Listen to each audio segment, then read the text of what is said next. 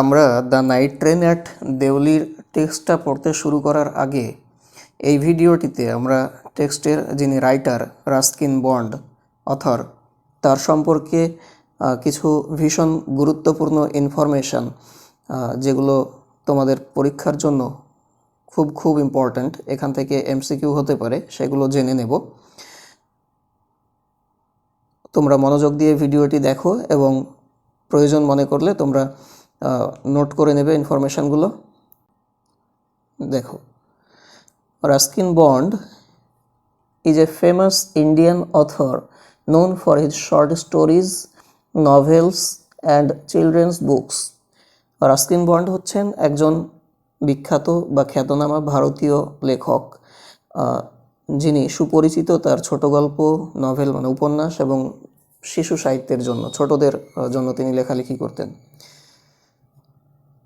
He was born on 19th May 1934 in Kasauli.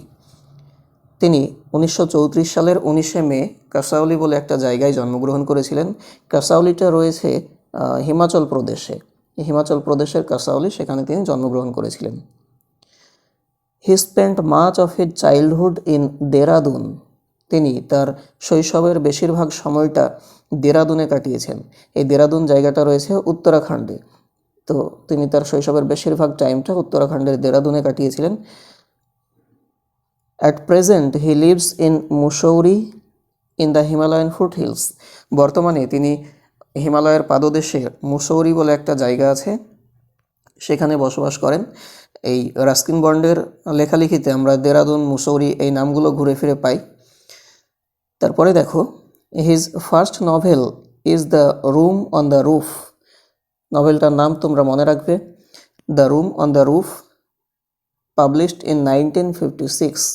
তার প্রথম উপন্যাস তিনি লিখেছিলেন যেটা the room on the roof 1956 সালে পাবলিশ হয়েছিল।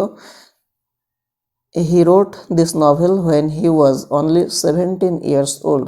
মাত্র 17 বছর বয়সে তিনি এই নভেলটা লিখেছিলেন এবং এই নভেলের জন্য he won the John Llewellyn Rhys prize in 1957। 1957 সালে জন লিউলিন রিস প্রাইজ জেতেন এই the room on the roof নভেলটির জন্য। ভীষণ ইম্পর্ট্যান্ট, এমসিকিউ হতে পারে এখান থেকে, তোমরা নোট করে রাখবে অবশ্যই। তারপরে কি বলেছে দেখো, একথা রাষ্ট্রী, এটা একটা টেলিভিশন সিরিজ। এই টেলিভিশন সিরিজটা তার যে আমরা নভেলটা পেলাম the room on the roof, এই নভেলটার উপর বেস করে নির্মাণ করা হয়েছিল। Next, many of his stories are set in the hill stations of northern India. উত্তর ভারতের যে হিল স্টেশনগুলো রয়েছে সেগুলোর উপর বেস করে তার অনেক গল্প লেখা হয়েছে, রচিত হয়েছে। He has written more than 500 short stories, essays and books. তিনি প্রায় 500টিরও বেশি ছোট গল্প, প্রবন্ধ এবং বই লিখেছেন।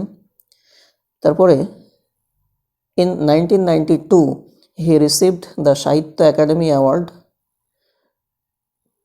for Our Trees Still Grow in Dera.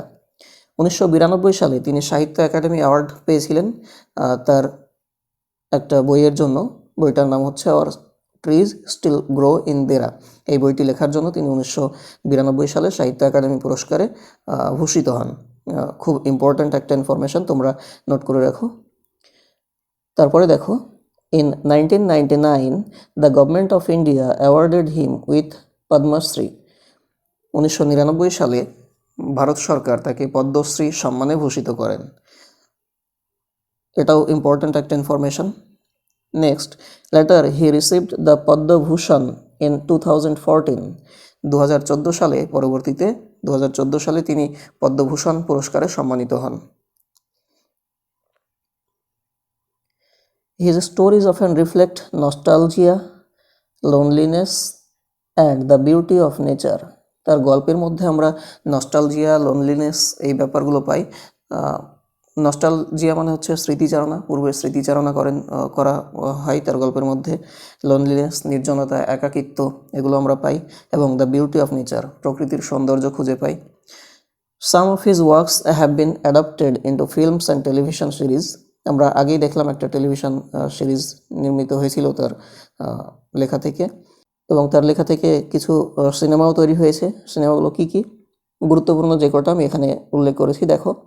জুনুন, জুনুন একটা cinema directed by Shyam Benegal director সিনেমাটার, এবং এটা based on Ruskin Bond's novella a flight of pigeons. Ruskin বন্ডের উপন্যাস আ ফ্লাইট অফ পিজিয়ান, তার উপর বেস করে এই সিনেমাটা নির্মিত হয়েছিল। দ্য ব্লু আমব্রেলা, এটা ভীষণ ইম্পর্ট্যান্ট।